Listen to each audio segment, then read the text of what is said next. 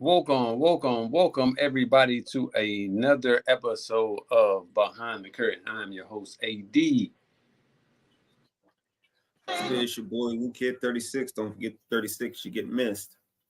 All right, now let's jump. Let's give that a round of applause. You know what I'm saying? All right, now let's jump directly into our throwback player. It is none other than the great and talented. A lot of y'all don't know about this guy from. It's your monthly subscription to the Slums Edition. The new it was written. Get your hard copies of Blockology coming from the one who lived in a bowl for goldfish. I never sell my soul, just evolve shock rap. That what you never been told shit. Cold part, Illmatic all through that episode of Ozark. I think that's harder than if I had co-starred a ghetto symphony. I'm Chief Keef Cozart, mixed with Mozart. It's ill when you get bags for your own art. $1 million sink for Al Jarreau rap. But they ain't understand it when it drop, yo. How cold is that? They asking if I'm ever gonna be over rap. But I left a few times, just never told you that. Amassing digital assets, no fiscal year kickbacks, yeah, we cash in. Physical money think different, we outlast them. We outclass them, they made it easy to pass them. I love this feeling. I just keep it calm, watching it all play out like it's supposed to. Old dudes playing chess in the park, old dudes playing chess in prison. Staying on good behavior for extra visits. If they was to switch places, could you tell a difference? It's perspective, isn't it? A team that's militant, a down individual play by a tremendous player. Allen shaking it big. Oh my goodness, man! He smoked one. Allen has 10. I mean, he put it in that big right palm, went right into the face of the traffic, the defense, and just jammed it on two guys. Game winner by Ray Allen. Any close-in shots. I mean, I just, you know, it's tough. I mean, I like Rudy Gray, and look at that play that Ray Allen. You know, crossover dribble, back to his left hand, in for a layup. Wilcox will come to it against Watson. Right now. And there's Ray. He's open for the tie. Ray Allen, a career high. He's tied the game on a three-pointer. Allen has hit 8 three-pointers tonight and has 48 points. Gets a screen from Radmanovic with 9. Spins away from Grant. Drives into the lane to the glass. Goes up and under. And lays it in. A magnificent move by Ray Allen. And a tremendous move going up and under 3 defenders. Popping it above the cylinder and in. 8 seconds remaining. One-on-one and Eddie Jones beyond the three-point perimeter. Makes it move with 4. Leans in off balance with 2. The shot is up and rolls. It rolls around the rim and falls in with 3/10 of a second remaining. Allen has given the Sonics the lead. Oh, my! Ray Allen going deep for the win. Game winner by Ray Allen. That was a cold-blooded bomb. Oh! Ray Allen has done it again! Pierce looking, gets it in. Ray Allen for the game, knocks it down. 2.6. The Soul got a piece of it. Back out to Allen for 3. Puts it in. Well, that's an NBA Finals record. Most threes in a Finals game. His 8th. Rondo sets it up. Here's Allen with a deep 3. Yes! 2,561. And that is the NBA record. So Ray Allen has etched his name in NBA history. All right. A lot of people don't realize how good Ray Allen was coming out of UConn. I'm going to run down his stats for you. 10-time All-Star, All-NBA second team, All-NBA third team, 2-time NBA champ, All-NBA rookie second team, career average of 19 points a game, 4 rebounds a game, 3 assists a game. On the 75th anniversary team, shot 45% from the field, 40% from 3, 89% from the free throw line. Ladies and gentlemen, Ray Allen. The biggest issue I have with Ray Allen, I'm Petty Smurf. He should have never gone to Miami after he left Boston. I get it. but I'm Petty Smurf. I do not like the fact that he did that. But Gray Allen was one of, if not arguably the second best three-point shooter to ever play the game. But coming into the league, he was one of the most versatile players coming in as well. So I'm giving you your props right now. Yeah. I didn't like the move to Miami either, but my heydays was when he was with the Bucks. Because he was like young, super athletic. You know, a lot of people didn't know Ray was jumping out the gym and, you know, smashing on people like that. I liked this game back then because he was more than a shooter back then. He could always shoot, but he was a slasher. He could take you to the cup off the dribble. He had handles too. Ray used to put in work back then. And then when he kind of went to Seattle, he turned to, you know, he was still driving, not as much because he used to cook the Suns. That game, I love that game when he cooked the Suns. But his jumper, man, it was so pure. I always like watching him shoot. Then, you know, he went to your boys, got that chip, pretty much solidified him. Yeah. Miss Ray. I do too. Like, I like this game. Yo, I was like, when he came into the league and when they paired him with Big Dog, I was like, yo, this is gonna be a team for years to come. And it just, for whatever reason, it never worked out like I thought it was gonna work out. And it was kind of, it definitely was. But I just thought that eventually they would get it together. I think the furthest they ever got, I want to say it's like the second round. Yeah, I think so too. I don't think they got past the second round because they had Irvin Johnson, then Big Dog, Sam Cassell rather. I'm trying to think who was the forward. No, Big Dog was the power forward. Who was Tim Thomas? How could I forget Tim Thomas? Mm-hmm. Oh, yo, hold on, man. Wait a minute.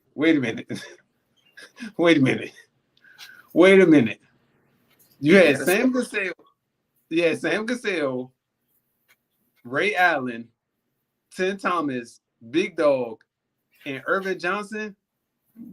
Wow. It had a squad. Wow. I forgot all about that. Young, too. Almost pretty young. Oh. I forgot all about Tim Thomas. Tim was the man, too. He was. First, that dude was literally unguardable. Like, I don't care what you put out there, you could not check this dude. He was, I think, 6'8" or 6'9". He could jump. Yes. Tim Thomas was nice. nasty. Oh, man, I forgot about him. But kudos to Ray Allen. You had a wonderful, illustrious career. One of the, I'm going to say the second best shooter probably of all time. It's a battle between you and Reggie, but Steph is number one, and I will put either you or Reggie. Third, but I got say Clay above. Oh my. So Steph 1, Clay 2, and then Reggie 3? Okay. Then Reggie probably. Well, there's no beef with that. I definitely understand that. So look, now that the MVP race is kind of boiling down, it's like less than 3 weeks left in the season. Who do you think is going to win the MVP? Who do I think is going to win it? Mm-hmm. I think the Joker is going to win it.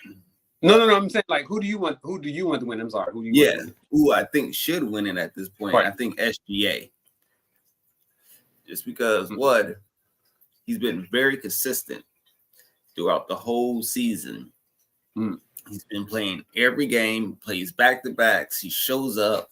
You know what I'm saying? He got this team in the number 1 or 2 spot throughout the whole season. They've been a team, you know, that was last year, I think, in the play-in. Yep. To go all the way to number 1 top seed, and you're the star of your team.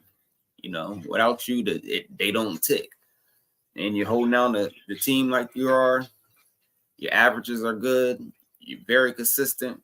And I know it's the regular season, But as far as right now, the regular season, I think you're playing the best ball of anybody out here.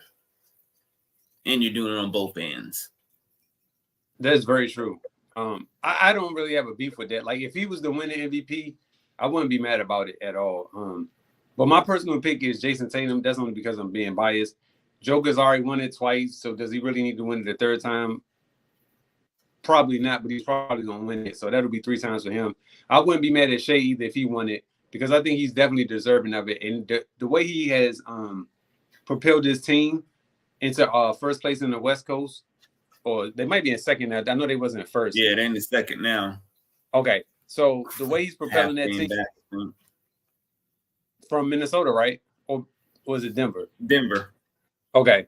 So Denver first. Okay. So the way he's propelled that team this year, I will honestly say that I would give him my MVP vote. I wouldn't even be mad about that. I think he is one of the better young, like you said, young players on the team. And the thing is, that whole team is young. So if they can manage to pull out a championship at this young of an age as a team, the league is in trouble. The only thing that's going to stop them is the fact that they're going to have salary cap issues and they're going to have to let some people go. But other than that, if they can figure out how to keep this team together, they are going to be a problem for some years to come. I think one more year, man, I don't think anybody's going to want to see this squad. Yeah. And they're getting more draft picks. Yeah. That's like, man, listen, they're about to be a real problem in that West. Mm-hmm. And I'm scared for everybody else in the West. Yeah. Because they're young. Yeah, they're young. Only other team that's kind of young is, I would say, Minnesota, but they really are not either. Not like OKC is. Sacramento, they're a little bit young. They had put up this graphic the other day. They actually wound up comparing college teams to OKC team, saying the age was on par with NCAA teams. And I'm like, yo, that's wild. And they in second place in that Western Conference. So they about to be a problem. So, but that's gonna be wild right there. All right. So they came up with this this little tournament of the best duos in the NBA, right? And so we're gonna go down the list, and I'm gonna ask you who do you think are the better duos, and we're gonna break it all the way down to the end of the season. So every week we're gonna do a different round. So this round is going to be the 16 round. So I'm gonna give you the two teams, quote unquote, and then you give me which team you think would win between the two. Gotcha. All right. So we got Giannis and Dame versus Joel Embiid and Maxey. I'm gonna go Joel Embiid and Maxey. All right. Do we got say that because I think Joel Embiid's too big. I don't think Giannis could hold him. And I think Maxey, I think him and Dame could, cancel each other out, but they don't have no answer for Joel. Okay. So we got Zion and Brandon Ingram against Brunson and Julius Randle. I'm going to have to go Zion and Brandon. Okay. Wait, then we got Brandon. I think Brandon gonna cook. Yeah. He's gonna cook. Then we got Shy and Chet versus Paulo and France. This is not a good matchup. This is not a good matchup for Paulo. Yeah. That's not a good matchup. Shit either. Well, I'm gonna go with the OKC boys. Okay. Then we got Tyrese Halliburton and Pascal Siakam against Paul George and Kawhi Leonard. PG and Kawhi. Okay. So next we're gonna move over. We got Booker and KD versus Cat and Anthony Edwards. Booker and KD. Okay. Then we got Luka and Kyrie against J&J. Jaylen Brown, Jason Tatum. I have to go Luka and Kyrie. Okay. We got Jamal Murray and Jokic versus Sabonis and De'Aaron Fox. Oh man, Jamal and Jokic. Then we have LeBron and AD versus Jim. They will put this two together. Jamal Murray, LeBron James and Anthony Davis versus Jimmy Butler and Bam Adebayo. I'm gonna say we're gonna have playoff Jimmy, so I'm gonna take the Heat. Okay. If it's that kind of game, I think Jimmy gonna show up. Oh, he's definitely gonna show up. He's the least of my worries. I'm more worried about Anthony Davis making it through the court. Making it through the game without getting hurt. So last night, as I'm watching the games rather. I was watching the Celtics play the Hawks, right? So I'm like, all right, bet. So I started noticing that the Celtics went up 30. So I switched the channel. And then I noticed that they cut the lead to 20. So I was like, well, let me cut the game back on. So I literally watched the Hawks go on this immaculate run of like 20-0. And almost to the point they came back and tied the game up. The Celtics went on another run, stretched it out to 11. The Hawks cut it back down again. Needless to say, the Hawks won the game. Who do you think is the blame for the Celtics blowing a 30-point lead? Should it be the coach? Should it be on the players? Should it be on the towel boy, the Gatorade guy, the trainer? Like, who should be the blame? Somebody has to be the blame for that. And I think it's a little bit of both, coaching and players. Because, like, I caught the game when it was about Celtics still were up double digits when I turned it on. And I want to say are up about 12. And y'all need Drew Holiday, I can say that. Because you need a stable point guard. I don't know why Pritchard is coming off the bench. I think he should be starting at this point. I wouldn't have started Jaylen Brown. I know y'all got off to a good start, but I don't know. I think he needs to be in starting lineup. But when I was watching the game, the Celtics was playing a lot of one-on-one ball. And it's mainly Tatum and Brown. And then they wouldn't like getting into no kind of sets or anything. They're just coming down, pass the ball. Everybody's just standing around, wasn't really doing nothing. And it's not like the Hawks were playing good defense, like locking them up, blocking the shots, stealing the ball, and thing like that. It was just a lot of bad shots. Kept shooting threes, complaining to the refs. You were up, you could have kept playing because the Hawks, they were just hustling.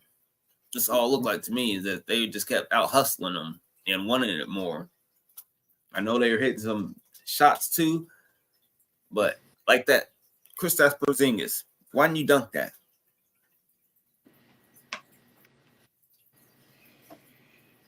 That could have been an and one if you were dunking it, you know what I'm saying? Instead of a block shot. Like that just blew my mind. You how tall? 7'2", 7'3". That's the easy, this dunk. You going up for a layup, which was a good pass all the way down the court. This man hustled all the way down the court to block your shot. You should have dunked it. To me, that, and then something happened with Tatum, like right after that. And he lost complaining to the refs. Yeah, yep. He lost the ball. He was complaining to the refs, and they came down and hit that three. No, Murray hit like a 2-pointer. That was before the three. Then he came down and had a layup. But right. Those two, that hurt them. And the refs, not the ref, but the coach, he should have called a timeout in between that. And, hey, y'all got to get together. We're only up, a couple more points. We just got to hold it together. We got, it was like a minute left. And it was up by like 6. So I think it's a little bit of both.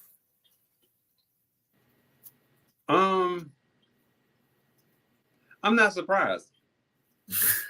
I'm not surprised. I've seen this movie way too many times, and it's like they don't have. Sometimes it blows my mind how they don't have the leadership when they need it the most.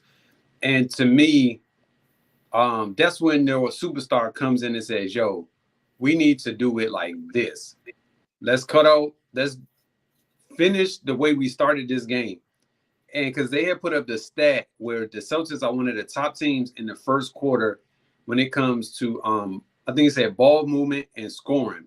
They're one of the worst teams in the fourth quarter when it comes to the same exact stat. And I was thinking to myself, like, well, if that's the case, then how can they not fix this by now? Like, the season is pretty much over at this point. Yeah. So you should have fixed this somewhere along the lines where you wouldn't even be having to go through this, where you're equaling it out. So, okay, we're going to have a decent first quarter or first half. Then we have a good or decent second half. You know what I'm saying? So that balances itself out throughout the game. But for whatever reason, it's not balancing itself out. They're going to get off to these hot starts. And I think it's what they expect these teams to fold. And because most of the teams do fold or quit by that second or third quarter, pretty much they get like, all right, we're going to cruise control. But last night, like you said, they just out-hustled them. Like, that's literally all they did last night was just out-hustle them. And it was just like, I guess they expected because they were up 30 for the game to be over with. And Joe Mazzulla,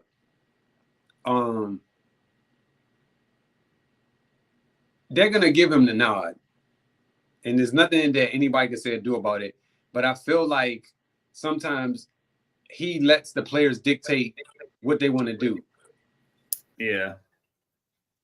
Because, like you said, when they start chipping away at that lead like that, he should have called at least one timeout, if not 2 timeouts, to slow it down and reset everything, call a set play, get a quick score to regenerate the offense all over again.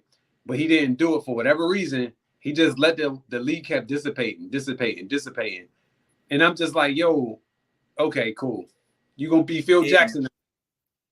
And why do you have Al Horford in playing these pick and rolls? He's getting killed on these pick and rolls. You know he's going to be the switch man. Murray's going right back. Like, man, come on. We've seen this since last season. You know what I'm saying? Like, that's like, come on. That's how you lost to the Warriors. Like, when are we going to change this?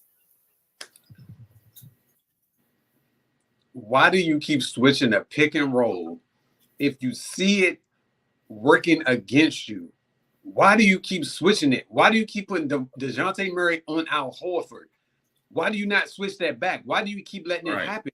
Like, I don't understand behind that.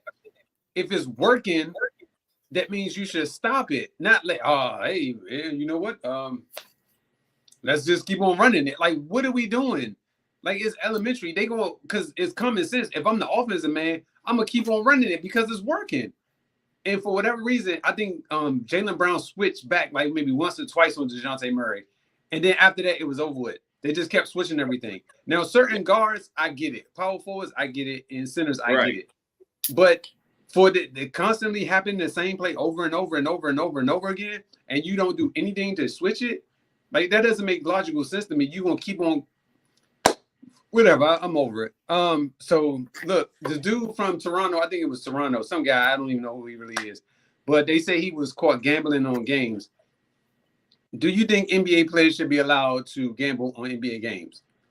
Ooh, that's kind of touchy. I'm gonna say yes and no. Okay. I'm gonna give you the reason why I would say yes and no. Okay, give me both sides of it. I'm gonna say yes because, oh boy, he ain't never getting in the game. He ain't affecting the game. That's why I would say yes. You know what I mean? I'm not affecting the game. There's no way I could really possibly affect this game. You know what I'm saying? You look at my stats, you look at my minutes. I need this money, probably. Right. But no, real talk. But no, I don't think just because, you know, he's not going to get in the game. So that's why I say, you know, now I can see if you're a star player and you're playing, you know, 30 plus minutes, 20 plus minutes, yeah, you got a real big effect on the game. You getting 2 or 3 minutes a game, I doubt if you got effect because those 2-3 minutes probably gonna come at the end of the game when it's already a blowout or something like that.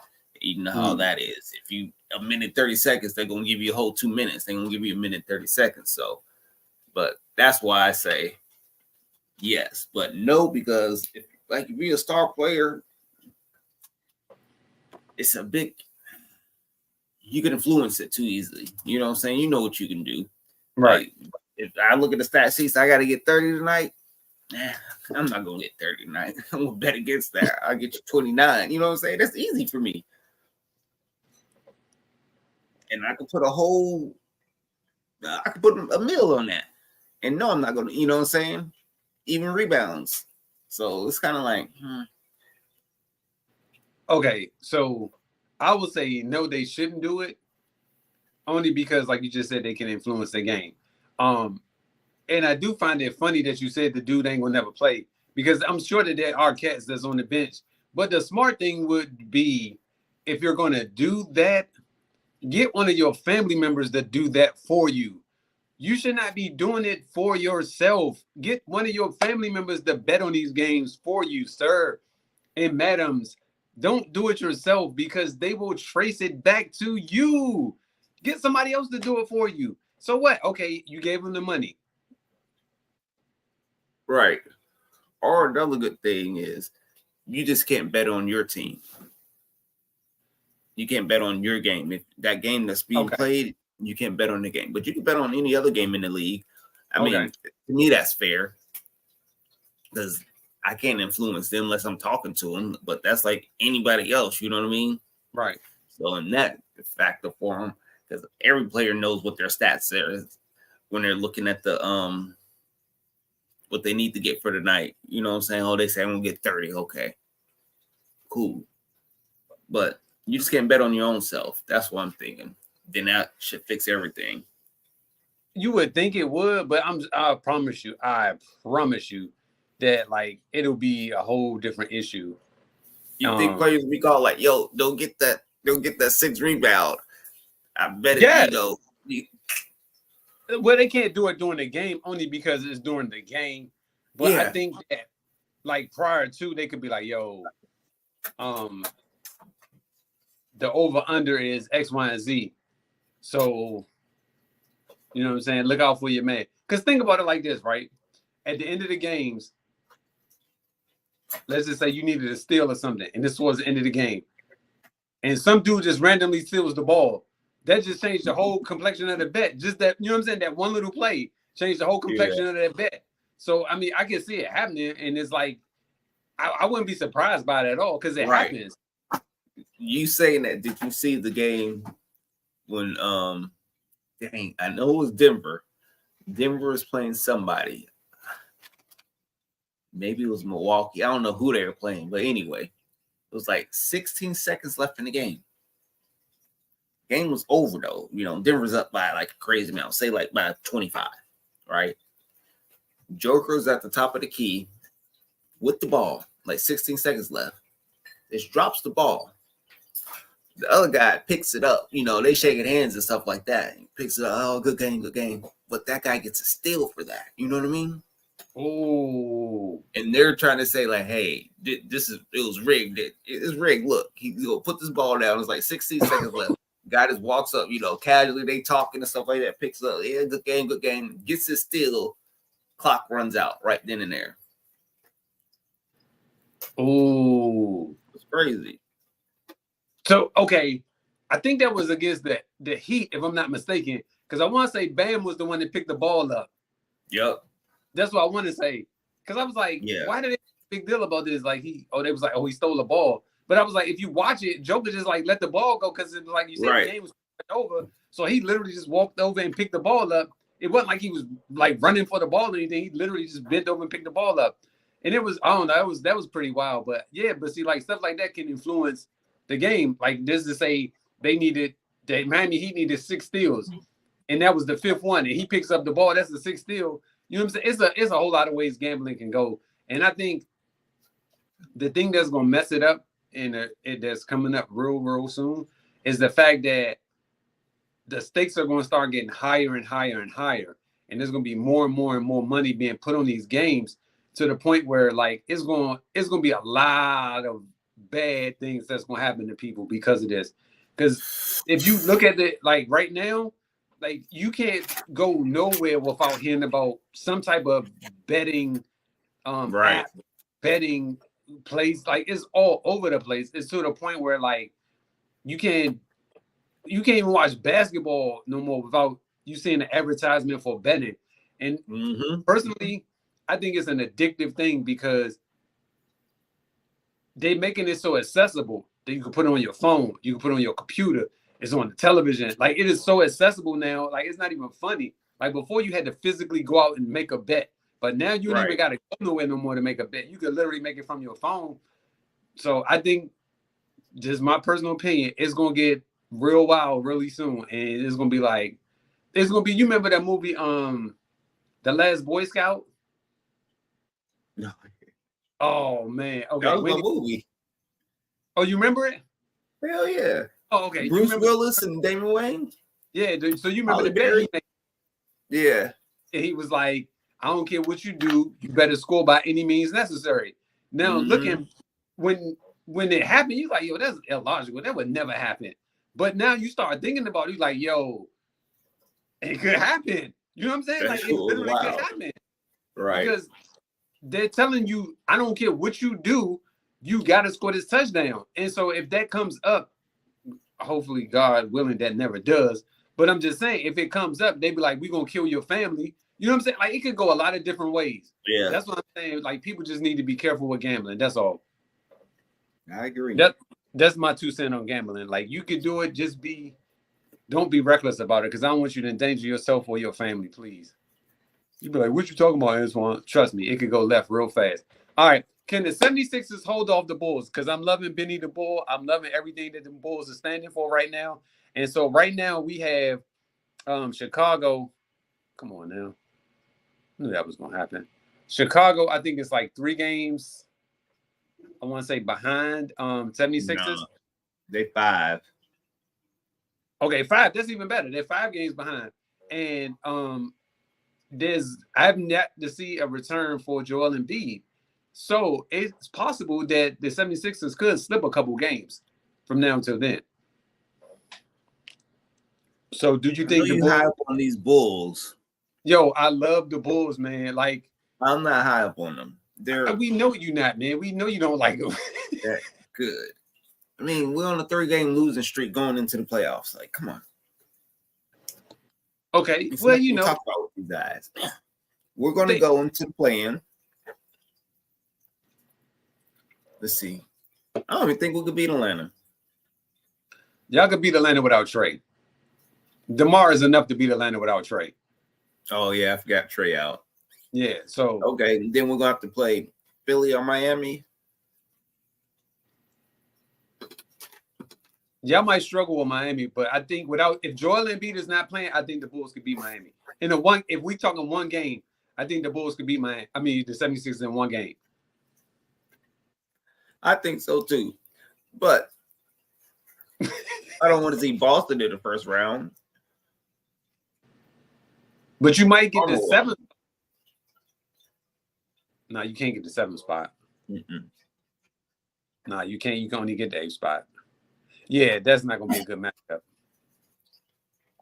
Yeah, y'all might just want to go ahead and sit this one out this year and then come back next year. But either way, I don't want to see – I'd rather see, I guess, Philly and Miami get in. Yeah, I would too. Because Trey Young's out. But if Trey was in, I'd rather see Atlanta in. They are must-see TV in the playoffs. I will give you that. They fight tough. But I just don't want to see – I don't want to see Miami and Boston match up again. I'm kind of like over that. I'm tired of them playing each other in the first or second round. So hopefully Boston and Miami don't meet up again. But it's a strong possibility that it does happen again. I don't think so. You don't think so? I think Miami's going to stay in 7th. I don't think they're going to go to 8th. I think it's going to be how it is. I don't think the Bulls in Atlanta are going to make it through the play-in.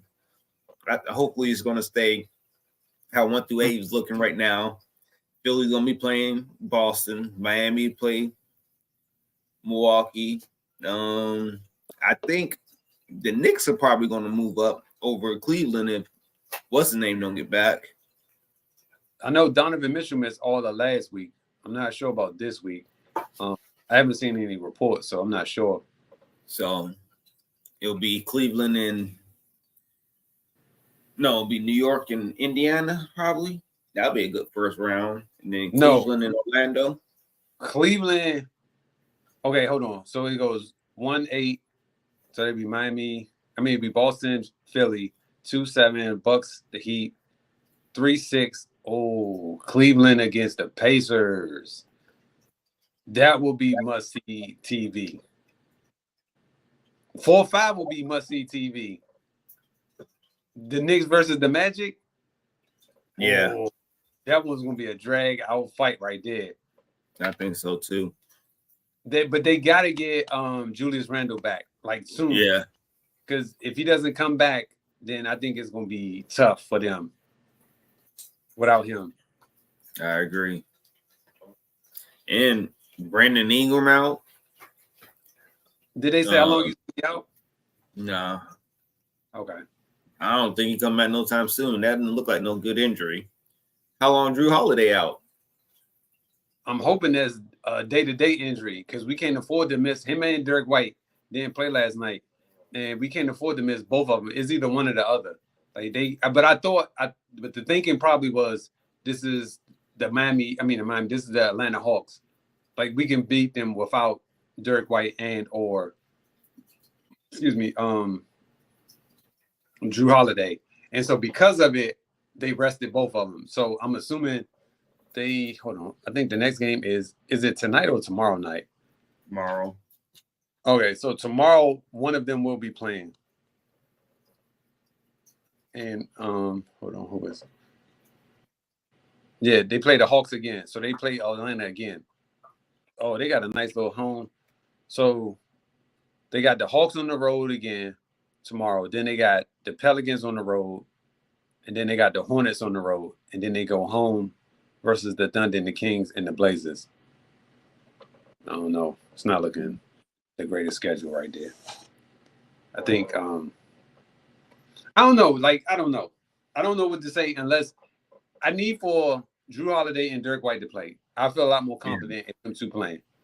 So, all right. So, which team do you think needs to start hitting the panic button? The Suns, Bulls, Warriors, Lakers, or Heat? Or another team that you think needs to be hitting the panic button? The Warriors.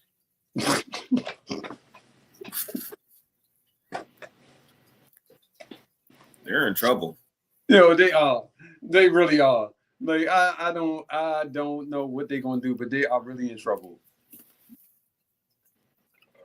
I like Clay coming off the bench.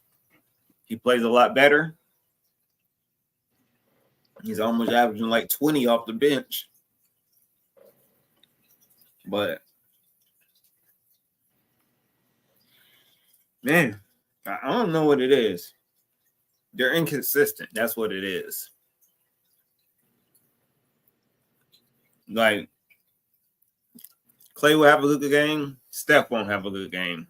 Steph will have a good game. Clay won't have a good game.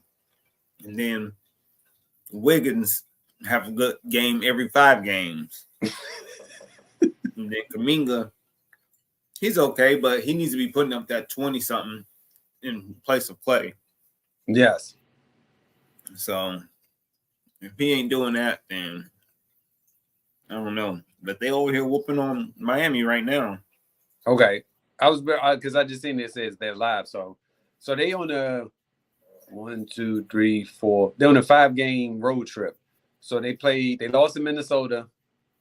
They playing the Heat now. They play the Magic. They play the Hornets, which should be a win. And they play the Spurs, which should be another win. So they should win at least. If they lose tonight, they should win at least the next 3. No, they're winning tonight. They have 15 with 4 minutes left. Okay, so they win tonight. So that's good. So they got the Magic. They should be able to pull that out. They should beat the Hornets. They ain't beating the Magic. They can beat the Hornets. Oh, they definitely could beat the Hornets. I'm not worried about them beating the Hornets. But I'm worried about them. I think they should be able to beat the Spurs too. They should. If they win tonight, all right. So they should win. They should finish 3-2 on the road trip. Because they win tonight, they lose to the Magic. That's 2. They beat the Hornets and they beat the Spurs. So they'd be 3-2 on the road. On this road trip, brother. No, 3 hot. They on a 9-game winning streak. Ain't nothing you can say. You're out here cooking folks. Hold on. I'm glad you said that. Let me go back to their schedule real quick. Because to me, Houston is on them, like literally on them. And I think that half a game behind them. Yo, you're right. Golden State is in trouble. all that fooling around they was doing. Now you see that Draymond Green suspension coming back to bite the Warriors. So they got that's tomorrow. So they play the Thunder tomorrow, meaning the Rockets, and then they play the Jazz. So they got 2 road games. Then they go to Dallas at home. Then they go back on the road for the Timberwolves. And then they got 2 more games against the Warriors and the Heat at home. They got a tough schedule. Yeah. So the Thunder game they might drop. The Jazz game they should win. The Dallas game, I think they might win it because they're at home. Timberwolves game, they probably drop it. The Warriors game, I don't know. That's a must win for both of them. Yeah, definitely a must win. And then the Heat game, yo, you're right. They got a tough little schedule ahead of them. Yeah, and they won. That's a lot of games to win in a row too. Yeah. And they've been playing some decent teams. It ain't like they've been playing those scrubs. Right. All right, let's see. Hold on. So, yeah, so they're on a 9-game winning streak. Dallas is on a 4-game winning streak. So, okay, so if you are, let's say, if you are the Suns right now, right? You're the Suns. How are you feeling in reference to your team going into the playoffs? Are you feeling like, yeah, we good? Or are you feeling like, yo, man, I don't know. I'm nervous. Yeah. Because Suns don't show up every game either. They and do you in the not. play-in. And you matching up against the Lakers first game. Right? 7-10 and 8-9 play. Right. No. 7-8 played that, 9 and 10 play. So basically, if 10 wins, 10 plays the loser of 7 or like so whoever the winner between that, the 9 and 10 plays the loser between 7 and 8. But you play Dallas too, and you don't have a good record against Dallas. Right. So you better hope Sacramento drop down. I'd rather see Sacramento and Dallas in the play-in if I'm the Suns. I would too. That's what I'm trying to say. Because I think Dallas may be able to catch Sacramento, and Sacramento be in the play-in. Okay. So let's just go hypothetical real quick. Let's just say the Suns fall to 7 in the play-in. They lose that first game. They play again against, let's say, the Lakers. Because the Lakers going to probably beat the Rockets. And the Lakers beat the Suns again. What do you think happens to that team? They're coming back next year, but they're definitely getting the point guard. But why not address that now? Are you going into it? No. You didn't have a point guard. It's way too late. They should have did that at mid-season. Yeah. Like, they should have traded for, like, traded for Tyus Jones. Yeah. They got a tough schedule. They play Denver, OKC, the Pelicans, Cleveland, Minnesota, Pelicans, the Clippers, and then Sacramento to round out the season. So, out of those games you just mentioned, how many do you think Bradley Beal is going to miss? Because I think he hurt now with a thumb injury or something, or finger injury. I think I read that yesterday or today. Well, I say he missed 5 of them. 5 out of 9, he's going to miss. They might. I think they're probably going to go 4 and 5 on this down the stretch. Because, dang, I don't think you're going to beat the Clippers. No. I think I'm going to lose to them. Well, I don't know. Because the Clippers not playing that great right now. So that could be, because I think they said they 7-7 in the last 14 games. So it's possible that they could, they could probably squeeze a win or two out from the Clippers. So that's still possible. Let me see. I don't think you could beat Denver. No. You played Clippers. You may get Cleveland.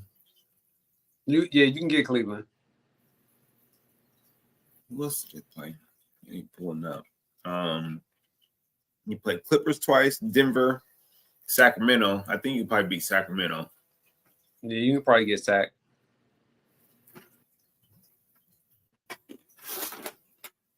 Hold on. Let me see. Hold on. So, all right, they got Denver. You just said they got Denver coming up. Why did it just jump up like that? So you got Denver coming up, the Thunder, and the Pelicans. Oh yeah, the Pelicans twice. Yeah, that could be 3 losses right there.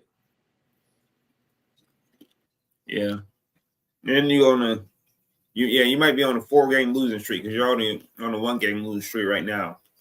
Right. So you lose to the Nuggets, and then you lose to the Thunder, and then you lose to the Pelicans. That's 0 for 4. But then you got a 4-game winning streak. I mean, home streak. And then you got 3 more games on the road to end out your season. Yeah, I don't know how this is going to play out. It's going to be tough. It's going to be tough. Yeah. Because, like, right now, you said they're in 8th? Yeah. Yeah, that's going to be tough for them, man. And that's one of the teams that was in, like, 4th or 5th place not too long ago. Now these jokers are about to be out of it. But, let me say this. It all depends on what happens above them, meaning like the Clippers and the Pelicans. Because the Pelicans are only 2 games ahead of them. The Clippers are only 2 games ahead of them. But the thing is, they in that log jam with the Kings and the Mavericks too. So you figure they're going to be fighting all 3 of them teams, all give or take 5 teams are going to be fighting against each other, essentially. I think Pelicans are fine. I think they're going to end up in 4. Clippers going to stay in 5.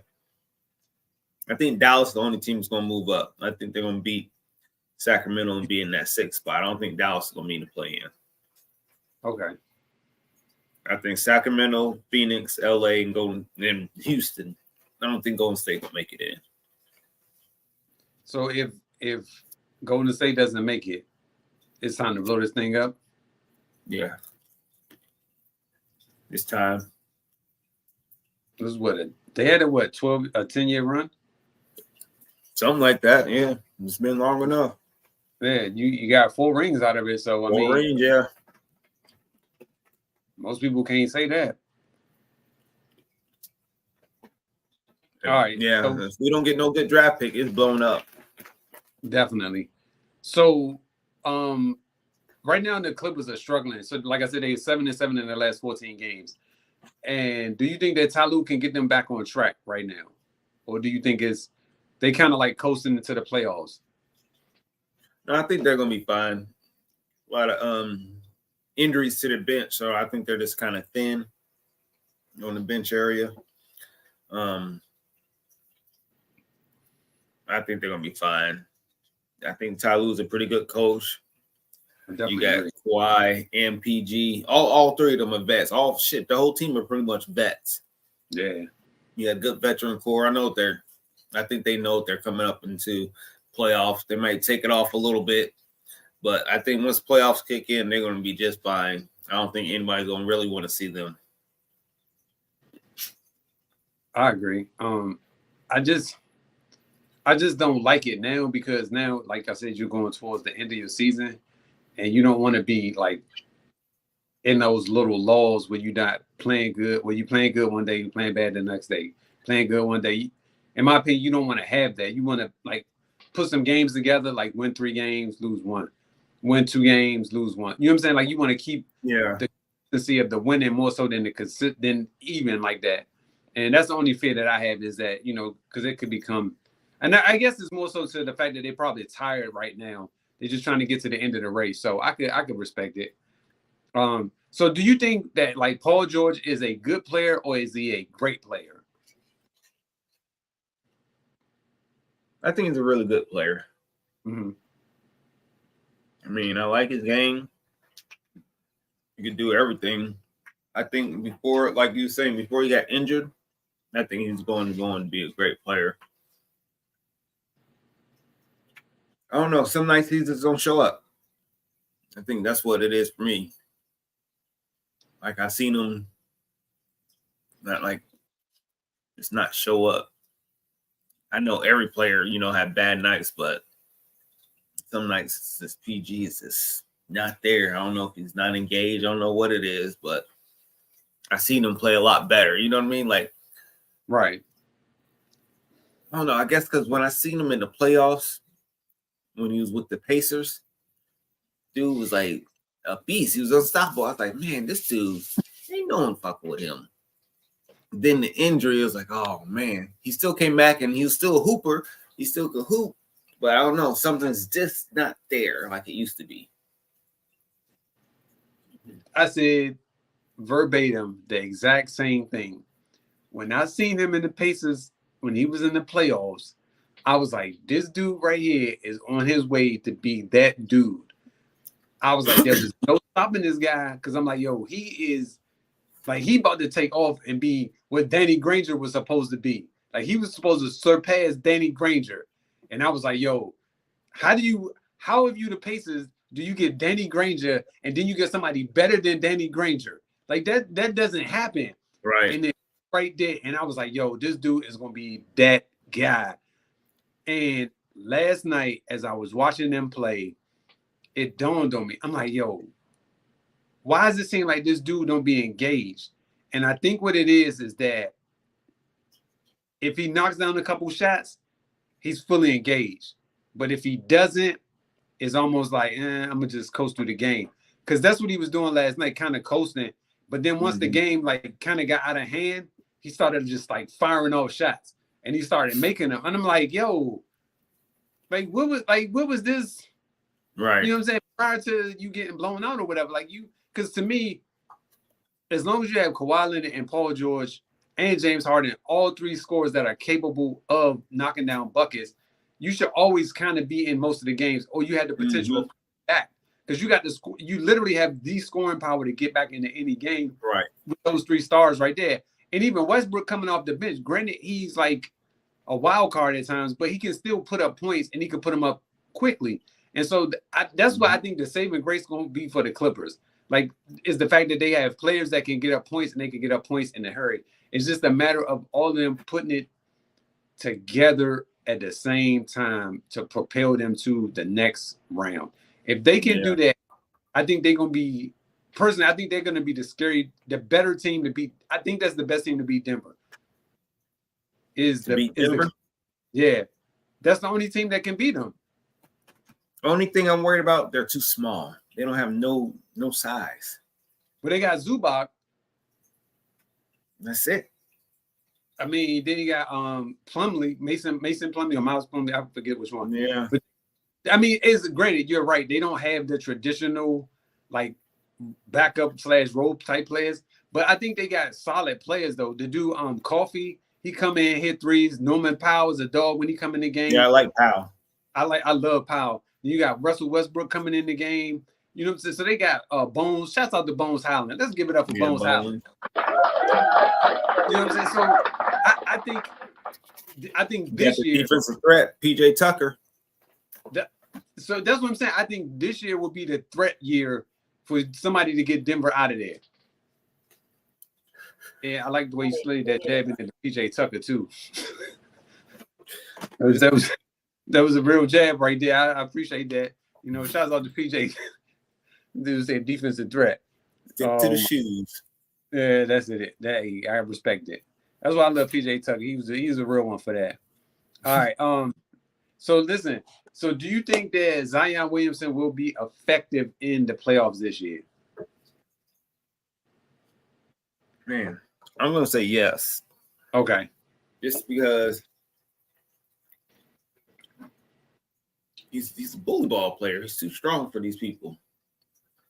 Even when the game slows down, he ducks his head and just goes to the hole. True statement. It's hard to stop him. And they like to run. I don't know if Excuse me. what's Brandon Ingram gonna be back in time for the playoffs. But if he's back, he helps spread the floor for them. So I think Zion's gonna be just fine. Because what I've been seeing lately, they've been having him running kind of like point forward, bring the ball up. Okay. And starting the offense. And then, him coming around and coming and get the ball again. But even if he already has the ball, he's had his steam already. So I don't know. I think he's gonna be hard to stop. I do like them too. I just think the West is gonna be tough. I think the West is gonna have a good playoffs run. I think every little matchup is good. So if you had to pick between the two, the Clippers and the Pelicans, who do you think is the biggest threat to the Nuggets? Oh man. I'm gonna say the Clippers. Mm-hmm. I think just because the Pelicans is still too young. Okay. Yeah. Clippers got them vets. Okay. And they got Kawhi, Healthy Yeah, Kawhi is a problem. That's what I'm like. If he doesn't get hurt, I think the Clippers probably make it to the Western Conference Finals. If he doesn't get hurt. I mean, that dude. Yeah, like He's a game changer. he definitely last year when he's playing Phoenix. When he was in, it was like, oh man, they ain't got no chance. As soon as he got hurt, it was a different story. Yeah, they had no answers for him at all. But I do agree with you. I think that Zion can be effective, strictly because, like you said, there's no real credible threat when this dude puts his head down and goes to the basket. The only way you stopping him is by fouling him, and if that's your means of stopping him, then you're gonna wind up fouling out the game because the dude is an animal. Like you cannot stop him. The problem, I ain't gonna say problem, but the one good thing about what New Orleans has is they have surrounded him with a bunch of shooters. So even if he gets double, he can kick it out to shooters. You got CJ McCollum, you got Trey Murphy, you got Dyson Daniels, Ingram. I'm thinking about what's the other dude, the other light-skinned guy name? He just shooter. All you do is shoot the ball. Like literally, that's all he does, shoot. I forgot his name though. But anyway, you literally surrounded him by Say he's a sniper too. Yeah. So you have him surrounded by shooters, and he can get the ball out if he's ever doubled and they can knock down shots. So I think based on that alone, and then if they, try to run out to the shooter, throw it back in the post, it's a bucket because not many people in the West, even on the East, can stop this man in the post. Like, dude is just too big for most people. Yeah. So I do think he will be effective. But I'm curious to see, because I think this will be like his first real action in the playoffs. I'm just going to be curious to see how he's going to respond after the first couple games. So like the first game is he going to be really, really good, or he's going to be like subpar. You know what I'm saying? I think it's going to be one of the two. And then after that, it'll kind of see where it's going to go from there.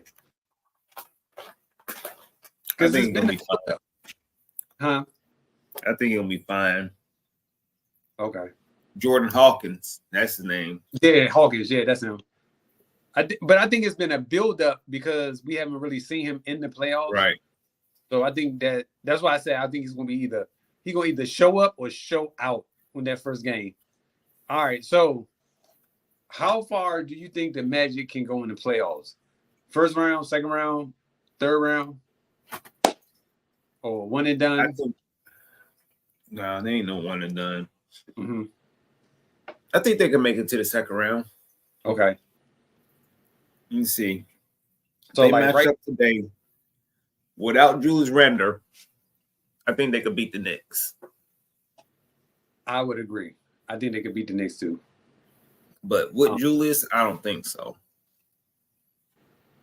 That might go 7. With Julius Randle is going 7? Yeah. I can see that. I think so. Yeah, I could definitely see that. I say 6 without him. Orlando in 6. Because Brunson, I don't know. Knicks been playing good. All their little role players been hooping. I think either way it might go 7. I think without him, it might still go 7. Yeah. So I don't know. Because to me, the Magic is is like that team that's about to like break out, I'm assuming. So I say if they need, I think they gotta get rid of some of those guards though. I think they got too many guards. I agree. Some more post players. So they could get rid of. I don't know. I remember they was talking about trading Jalen Suggs at one point in time. I don't know if they still are, but him or Cole Anthony. Nah. Even Markelle Fultz. Like they got some names, but I think it's just too many guards in my opinion. I agree.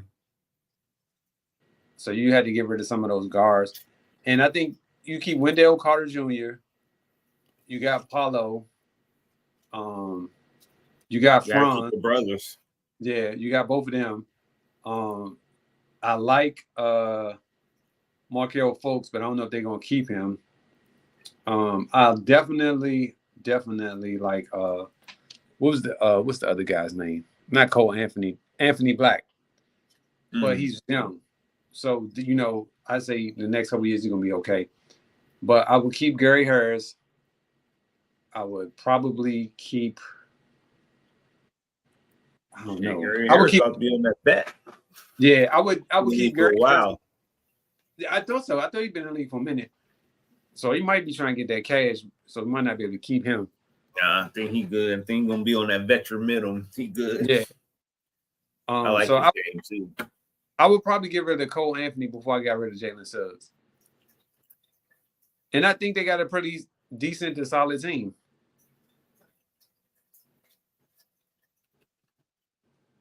So it's just a matter of putting them together. I would probably get rid of Chuma Okeke. I remember him. I want to say he went to Auburn. I'm not sure. Oh, he did. Yeah, he went to Auburn. So it's like, I don't know, whoever's picking their players are like pretty much picking the same type of players every year. Mm-hmm. And I'm like, yo, what are we doing here? Okay, but anyway, I do think that personally that the Magic are going to be a good problem. Like you said, that 4-5 matchup against the Knicks, I think that is going to be a knockout. I'm hoping for the old 94-95 NBA playoffs with the Knicks and the Pacers rivalry type stuff. That's what I want to see. I want to see rivalries like that come back, man. Yeah. Like that would be the ultimate. If we can get some playoff games like that. I think if it come out, 4 or 5 play each other, that's going to be good. Knicks and Orlando, Cleveland and Pacers, and then if Miami gets in and they play Milwaukee, another good round. But Boston, I don't care who they play, they should smoke them. But didn't the Heat sweep the Bucks last year? Mm-hmm. I think Giannis got revenge on his mind. Yeah, I'm saying it should be a good matchup. Yeah, I definitely agree with you on that. Ooh, and then in the West, in the play-in, and you got whoever wins between Denver and Phoenix plays OKC first round. I mean, Dallas and Phoenix. I don't know who I would rather play if I'm OKC in that first round. Dallas or the Suns? I'm going with the Suns. Why you say the Suns? Because SGA gonna cook them. Well, we know he's gonna do that. I have no questions about that, but I'm just saying, like, because the Suns, they ain't gonna show up every game like Dallas will. I got you. Okay. They're too injury prone. Yeah. Yeah. Only one that's really been semi-healthy is KD. And we already know he can't go it alone, so. Yeah. Which is ironic because you would assume that he would probably be the one that was hurt the most because of the injuries he's already had or gone through, but he actually been the most healthiest out of all of them. Mm-hmm. And I kind of feel bad for him only because, like, he keep leaving these teams and none of the teams he's going to are getting any better than what they were before him. And it's kind of crazy. Because it's like you would expect them to be like, yo, what is going on here? But yeah, you wouldn't expect the Suns being 8th place at the beginning of the year. No, definitely not. So he's played 65 games this year. Bradley Beal has played in 43. Devin Booker played in 65. So essentially, KD has been your best player. I didn't know Booker played in that many. I didn't either. But so who do you think is the top dog on that team then? Do you think it's Grant or do you think it's Devin Booker? Booker. Okay. I don't know. What I've been saying lately, KD ain't been playing well at all to me. Yeah. Yeah. He's been averaging. Well, let me see what he's been doing. The last couple games, every time I look, he ain't been doing well at all. All right. So y'all just lost to the Spurs. Which is like, well, yeah, shit, I told you that. Game he had. How many did he drop? 30? 29, his normal. But he shot 70% from the field, 66% from three-point line, and only had 29. So that's Debbie Jerome's argument right there. Look how efficient he was. I get it. I understand what you're saying, Rome. He's efficient. But I want this man to get more than 29 points if that's what's going to help us win the daggone game. I don't want you to have 29 points and we losing the game. Get over the 29. Like, score as many points as you can to win the game. But I don't know. I don't know. It's just not in him for some reason. And it's mind-boggling to me that this dude can effortlessly score 60 points a night, but he just chooses not to. That part. Yeah, I don't know. I try to be like, oh, okay, well, you're gonna pick it up tonight. It's like once he hit 29, I'm good. Right? Wait, that's how I'm feeling too. Like, wait a minute, that's it? It's pretty much that's it. That's all I'm gonna give you tonight is 29. Well, he shot 70% from the field. Wait, but he could have scored more points? Hold on. Okay. Well, just to let you guys know, we've had an ongoing argument about Kevin Durant and his efficiency as opposed to the amount of points he could possibly be scoring. And so my argument has always been, if he can score this many points, why does he not go for those points? My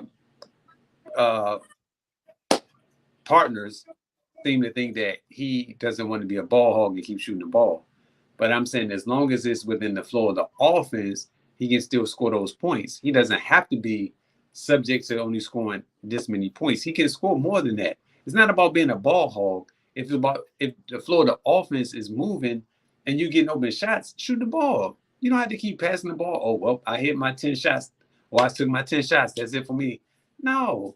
If you a star/superstar, nobody's going to get mad at you for shooting the ball. That's what you're supposed to do. That's what you get paid to do. Shoot the ball. So if you have the opportunity and you know you can score this many points a night, why would you not? That's just me saying my 2 cents about it. It's not necessarily him being a ball hog. It's just more or less him shooting more than what. Because I think right now he averages. I just saw it. What was it? Okay, here we go. What are you talking about? Durant. So he shoots the ball.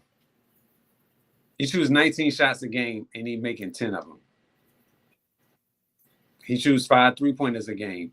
He's making 2 of them. So I don't like. He has the opportunity to score more. It's just that's it. I'm gonna get to this many shots, and that's it. Yeah. Last 3 games he's been playing good. When I looked, he was playing against Atlanta. They beating the hell out of Atlanta. He's shooting 5 for 15. And to me, you shooting that bad, you ain't stopped shooting then. You know what I'm saying? I don't get it. Good as hell, you stop shooting. I don't get it. Because look at it like this: if he's averaging 19 shots a game, and he's already shot 15, so basically he only gonna shoot 4 more times, and that's it. Whether he make or miss 4 shots at that 19, quote unquote, he's gonna stop shooting. I don't know. Yeah. I don't know. All right, my guy, it's been fun. I appreciate you for showing up. Yes, sir. You said what about Minnesota? Huh? You said Minnesota? No, I said yes, sir. Oh, hey, we'll do this next week. I'm trying to work on something, so we might have a little special next week. I'm gonna let you know though. All right, my guy, take it. All right, boy. I'll let you later. All right, okay.